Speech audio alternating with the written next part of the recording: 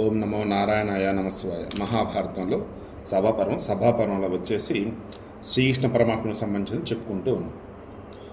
వారిద్దరు బలరామకృష్ణుడు కూడా ఒకచోట నివసించేవారు. ఇద్దరు కలిసి ఒకచోట ఆడేవారు. ఎక్కడ వనంలో ఆకుల సజ్జపై ఒకచోట పడుకుని నిద్రించేవారు. లేగదూడలను కాపు కాస్తూ వనానికి అంతటికీ శోభ కలిగించేవారు. మంగళ స్వరూపులైనటువంటి వారిద్దరూ కూడా కలిసి దొంగలిస్తూ ఉండేవారు. నేతిని వెన్నని అది తిరుగుతూ ఉండేవారు, ఆడుతూ ఉండేవారు. అనంతరం ఆ బలరామకృష్ణులు ఇద్దరు కూడా బృందావనానికి వెళ్ళి అక్కడ ఆవుల మందును తిప్పి తిరిగి తీసుకుని వచ్చేవారు. తరువాత ఒకనొక రోజున బలరాముడు లేకుండా అందమైన రూపము, శ్రేష్టమైన ముఖము గల గోవిందుడు ఒంటరిగా వనంలో సంచరిస్తూ ఉన్నాడు.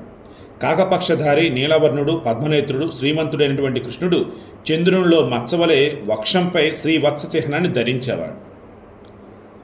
అప్పుడు రజ్జువు యజ్ఞోపవీతంగా ధరించున్నాడు. పచ్చని వస్త్రం ధరించిన యువకుడు తెల్ల గంధం ఒంటికి పూసుకున్నాడు. నల్లని జుట్టు ముడి కలవాడు. మందమారుతో తాకిడికి కదులుతున్న నెమలపించం కలిగి ఒక్కొక్క చోట పాడుతూ, ఒక్కొక్క చోట ఆడుతూ, ఒక్కొక్క చోట నర్తిస్తూ, ఒక్కొక్క చోట నవ్వుతూ ఉంటాడు. గోపవేషంలో ఉన్న కృష్ణుడు మధురంగా పాడుతూ వేణువును వాయిస్తూ ఉంటాడు. వనంలో గోవులను ఆనందపరచడం కోసం ఇలా చేసేవాడు. వర్షాకాలంలో కూడా తేజస్వి సమర్థుడైనటువంటి కృష్ణుడు అందమైన వన ప్రదేశాలలో గోకులంలో సంచరించేవాడు. అక్కడ ఆడుకుంటూ ఆనందాన్ని అనుభవించేవాడు. అతడు ఒకనొక రోజున వనంలో గోవులతో తిరుగుతూ ఉన్నాడు.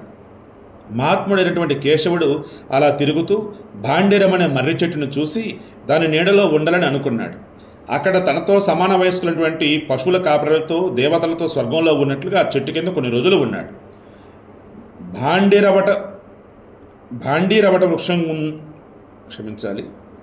భాండీరవట వృక్షం కింద ఉంటున్న గోపాలురు రకరకాల ఆట వస్తువులతో ఆడుతున్న కృష్ణుని ఆనందపరుస్తూ ఉన్నారు.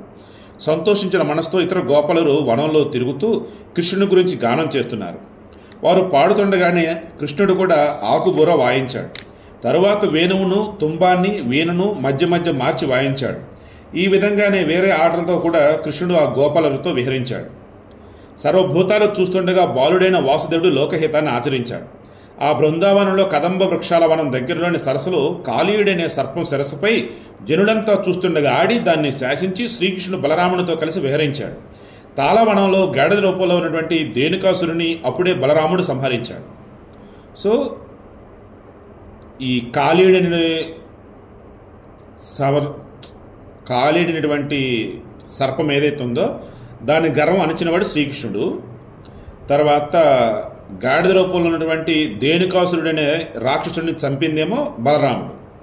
తరువాత ఒకనొక రోజున బలరామకృష్ణుడిద్దరూ కూడా వనంలో ఆవుల మందును త్రిప్పుతూ ఉన్నారు. ఆనందంతో వనంలో విహరిస్తూ ఆడుతూ పాడుతూ రకరకాల చెట్లను వెతుకుతూ తిరుగుతున్నారు.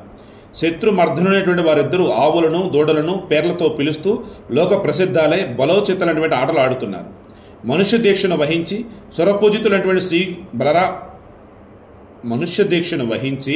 సురపూజితులైనటువంటి శ్రీకృష్ణ బలరామ దేవులు మానవ స్వభావానికి తగిన క్రీడలతో వనమంతా తిరిగారు.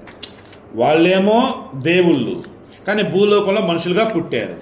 ఈ మనుషులుగా పుట్టినప్పుడు ఆటోమేటిక్గా ఆడే ఆటలన్నీ ఎలా ఉండాలా? మనుషులు తగ్గట్టుగానే ఉండాలి. అవన్నీ ఆడుతూ వాళ్ళు చేసే పనులన్నీ చేస్తూ ఉన్నారు. రేపు డిస్కస్ చేద్దాం.